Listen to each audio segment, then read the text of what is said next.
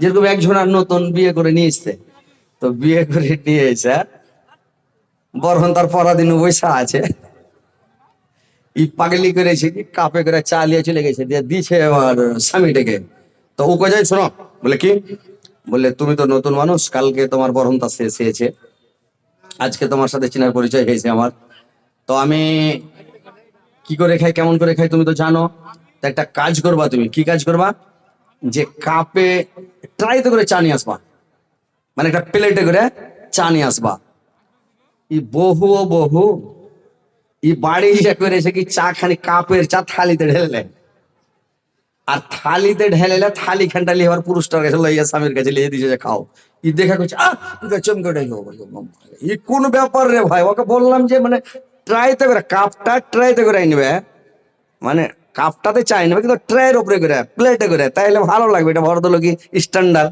তো ও পাগলি করেছে কি চা খাটিকে থালিতে ঢেলা গোটাই থালি খেলে চলে এসে ওই ডাইল খাওয়া করে তখন থালিতে মুখ লাগে চা খাইতে হবে, ঠোঁট মোট সব পুড়ে শেষ হয়ে যাবে, তুই তখন চুপ করে যাবে রে বাপরে। তো ওইরকম আপনারা তো এটা জানেন না যে বসতে হয় না, যার সাথে এসে বসতে হয়, আগে আসেন, এদিকে জায়গা পুরা ফাঁকা আছে, আপনারা আসেন বসেন শোনেন মন দিয়া, বুঝতে পেরেছেন? তো ঠিক আছে, আপনারা শান্তিভাবে বসেন, শান্তিভাবে ইনশাআল্লাহ অজনসেদ আপনারাকে কোরআন এবং হাদিস থেকে কথা বলবো, শুনবেন, শোনার পরে আমল করার চেষ্টা করবেন ভাই, বুঝতে পেরেছেন? আমায় গাইতে দাও দয়াল, বাধা দিও না, মনের কথা বলতে দাও, জুবান বন্ধ করো না, মনের কথা বলতে দাও, জুবান বন্ধ করো না। আমায় আলোয় নিয়ে চলক, আমায় আলোয় নিয়ে চলক, আর অন্ধকার রেখো না, আমায় গাইতে দাও দয়াল, বাধা দিও না, মনের কথা বলতে দাও, জুবান বন্ধ করো না, মনের কথা বলতে দাও, জুবান বন্ধ করো না। অন্ধকারে রইলা যারা, দুই কুল হারালা তারা, হেদায়াত দিয়া গুমরাহ, আর গুমরাহি তারা কোনা, আমায় গাইতে দাও দয়াল, বাধা দিও না, মনের কথা বলতে দাও, জুবান বন্ধ করো না, মনের কথা বলতে দাও, জুবান বন্ধ করো না।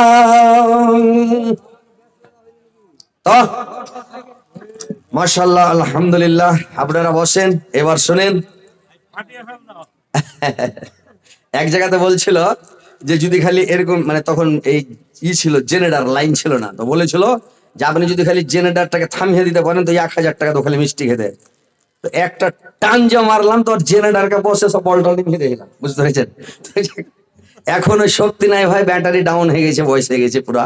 তো ইনশাল্লাহ আর বল নিভেতে পারা যাবে না, তো ইনশাল্লাহ বসেন। আপনার আল্লাহ বললেন আমি তার ডাকে সাড়া দিলাম, তার দুঃখ কষ্টকে দূর করে দিলাম, এবং আমি তার পরিবার পরিজনকে তাকে আমি ফেরত দিয়ে দিলাম, এবং আমার পক্ষ থেকে আরো তাকে আমি দিলাম তার মতো। আল্লাহ পাক সৎশীল লোককে এগুলো দিয়ে থাকেন। ভাইরে আমার, বন্ধুরে আমার, আল্লাহ পাককে যখন ডাকলেন তার ডাকে সাড়া দিলেন, তাকে ভালো করে দিলেন। তো যখন আল্লাহ পাক হযরত আইয়ুব আলাইহিস সালামকে যখন বিমারি দিয়েছিলেন, তার ছিল 4টা বিবি, 4টা স্ত্রী ছিল রে ভাই। যখন 4জন স্ত্রী ছিল, এইগুলো যেগুলো আগের স্ত্রী সব পালিয়ে গেল, সব চলে গেল, কেউ তার কাছে থাকলো না। তার চাকর নাকর পাঁচ মানুষ, চাকর কেরসান গোলাম সব বাড়ি থেকে পালিয়ে গেল, এমনকি 3টা স্ত্রী তাকে ছেড়ে চলে গেল। কিন্তু যেটা বড় বিবি, বিবি রহিমা, এই বিবি কিন্তু তাকে ছেড়ে গেল না। তাকে ছেড়ে যখন গেল না, এইবার একদিন আফসোস করে হযরত আইয়ুব আলাইহিস সালাম বললেন, রে রহিমা, তুমি যদি যাও তোমার মন হলে তুমিও চলে যেতে পারো, তোমার ইচ্ছা হলে তুমিও যেতে পারো, এতে আমার কোনো আপত্তি নাই, কোনো দাবি নাই রে রহিমা। তোমার মন হলে তুমি চলে যাও। বিবি রহিমা বলল, বিবি রহিমা বলল, কি বলল? স্বামী গো, আমি আপনাকে ছেড়ে কোথাও যাব না স্বামী, আমি আপনাকে ছেড়ে কোথাও যাব না স্বামী গো।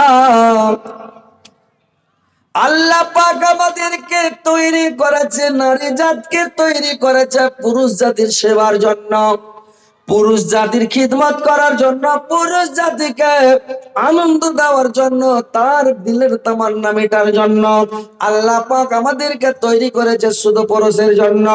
আমি আপনাকে ছেড়ে কোথাও যাব না। আমি যখন আপনার সাথে, যখন আপনি ভালো ছিলেন স্বামী গো, আপনার সাথে আমি সুখ ভোগ করেছি, আনন্দ ভোগ করেছি, আপনার সাথে আমি দুনিয়াতে আনন্দ ভোগ করেছি, সুখ ভোগ করেছি, শান্তি ভোগ করেছি। আজকে পৃথিবীতে এখন আপনাকে হয়তো আল্লাহ পাক অসুস্থ করে দিয়েছেন, বেমারি দিয়েছেন, আপনাকে ছেড়ে আমি কোথাও যাব না স্বামী গো। আমি আপনার কাছেই থাকবো। তার কাছে থাকতে লাগলাম। ভাইরে আমার, বন্ধুরা আমার, মা খেলা নারীরা আমার, ভালো করে শুনেলেন যে বিবি রহিমা তার স্বামীকে ছেড়ে কোথাও গেল না। তাকে বেমারি হলো, অসুখ হলো, তবুও ছেড়ে গেল না। তো ভাই আমার, বন্ধুরা আমার, মা খেলারা ভালো করে শুনেলেন, তোমার স্বামীকে যদি অসুখ হয়, তোমার স্বামীকে যদি বিমারি হয়, তোমার স্বামীকে ছেড়ে তুমি কোথাও যাবে না। তোমার স্বামীকে ছেড়ে তুমি তোমার স্বামীর কাছে থাকবে, কারণ একদিন তার সঙ্গে সুখ ভোগ করেছে, আনন্দ ভোগ করেছে। আজকে দুঃখের সময় তুমি দুঃখের বন্ধু হয়ে থাকবে, স্বামীকে ছেড়ে যাবে না। এখনকার মেয়ে ছেলে না ফারমান, মেয়ে ছেলে স্বামীর সঙ্গে না ফারমানি করে, যদি অসুখ বিসুখ হয়ে যায়, মেয়ে ছেলেরা তখন বলে একে বিয়ে করে জীবনে সুখ পেলাম না, শান্তি পেলাম না, আনন্দ পেলাম না, একে খালি বিয়ে করাই হলো, তার মানে ইয়ার কুজ লড়াই ছুটে না, এর অসুখই ছুটে না, লো প্রেসার ছুটে না, মানে এই যে জাইত মেরে দিলে। আরে বেমারি হতে পারে, অসুখ হতে পারে, কোনো কিছু হতে পারে, তার লেগে তোমাকে জাইত মারতে হবে? জাইত মারতে হবে না। তুমি তোমার স্বামীর কোনোদিন নিন্দা করিও না, জাইত মারিও না। স্বামীকে ভালোবাসো, স্বামীর ইজ্জত করো, সম্মান করো, স্বামীকে ভালোবাসো। আর স্বামীর সেবা করো মন দিয়ে, স্বামীকে সব সময় ভালোবাসা দাও, স্বামীকে আদর করো। কেমন করে আদর করবে? আল্লাহর নবীর বিবি হযরত আয়েশা, হযরত আয়েশা করেছে কি, আল্লাহর নবীকে একদিন গোসল করাচ্ছে রে ভাই। আল্লাহর রাসূল যখন একটা তক্তার উপরে উঠে গোসল করতে লাগলেন, যখন গোসল করতে লাগলেন, তো গোসল করতে যখন লাগলেন, তখন কি করলো, হযরত আয়েশার একটা পায়ের কুড়া আঙ্গুল চাপা পড়ে গেল। আল্লাহর রাসূলের মাথায় পানি ঢালছে, পানিটা যে বহে যাচ্ছে তো লাল হয়ে বয়ে যাচ্ছে। আল্লাহর রাসূল দেখলেন যে পানিটা লাল হয়ে যাচ্ছে, আয়েশাকে বললেন, আয়েশা এই পানিটা কেন লাল হয়ে যাচ্ছে, কি ব্যাপার? আয়েশা বললেন, স্বামী গো, যখন আপনি তক্তার উপরে উঠেছিলেন, তো যখন আপনি তক্তার উপরে উঠেছিলেন, তখন আমার কুড়া আঙুলটা চাপা পড়ে গিয়েছিল, আমার আঙুলটা থেতলে ডাল হয়ে রক্ত বয়ে যাচ্ছে স্বামী গো,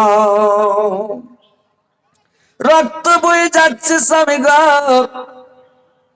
আল্লাহর রাসূল চট করে তক্তা থেকে নেমে গেলেন। নেমে যাওয়ার পরে আয়েশাকে বললেন, রে আয়েশা, তুমি একবার উহ করলে না, আ করলে না, তুমি একবার করলে না, কোনো উহা শব্দ বের হলো না, তুমি একবার আমাকে বললে না যে আমার আঙ্গুল চেপে গেছে, একটু নেমে যান, আপনি একটু উঠেন, কিন্তু কোনো কথা বললেন না, ব্যাপারটাকে?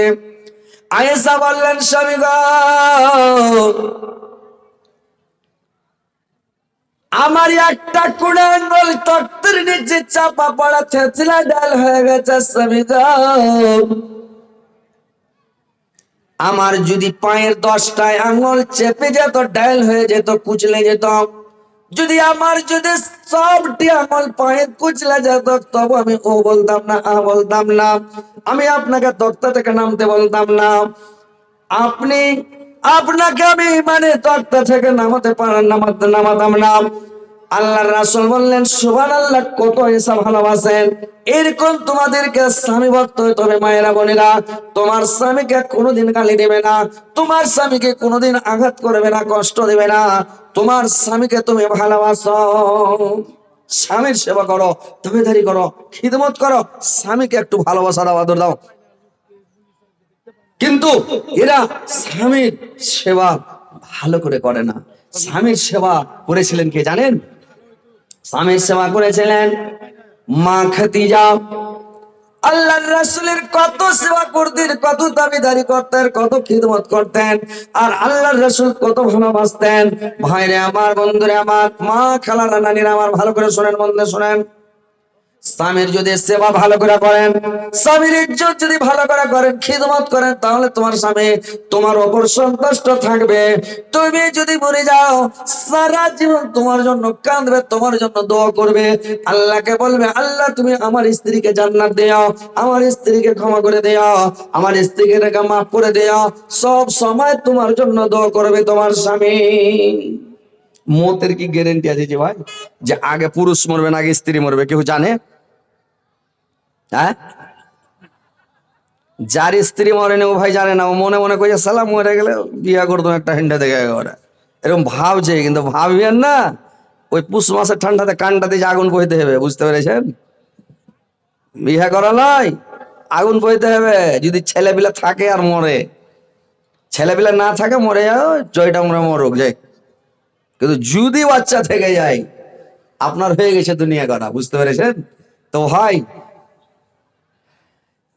আমার মা খালা নানিদেরকে বলছি, নানিরা তোমরা তোমার স্বামীর সেবা করবে। যদি তুমি আগে মরে যাও, তোমার পুরুষ তোমার জন্য দোয়া করবে, তোমার জন্য কাঁদবে।